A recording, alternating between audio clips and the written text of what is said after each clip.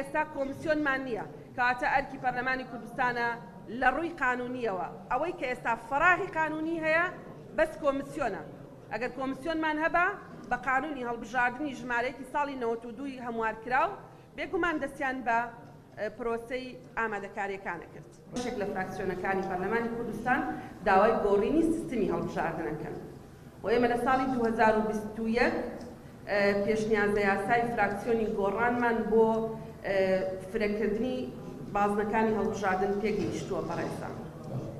بەڵام ئەو کار دەستمان بۆ نەبرد لەبەر دوو هۆکار. هۆکار یەکەم ئەوەیە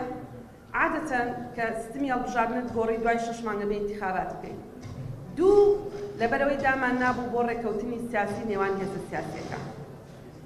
و لەبەرەوەی گوێمان لەوا بوو فراکسیۆنی تریش ئەوێ پرۆژەی هەبێ وتمان با چاوەڕێ بکەین هەمووی بێت دواتر کۆ ببینەوە و خۆیان کۆ ببنەوە بۆی ئیتیفاق بکەن لەسەر قانونێکی ئینتیخاباتی تازە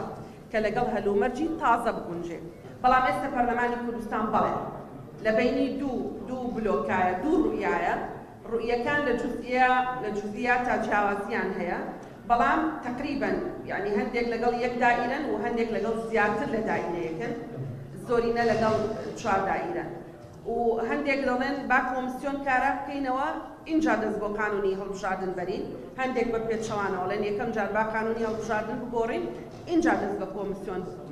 دەست بۆ کۆمیسیۆن بەرین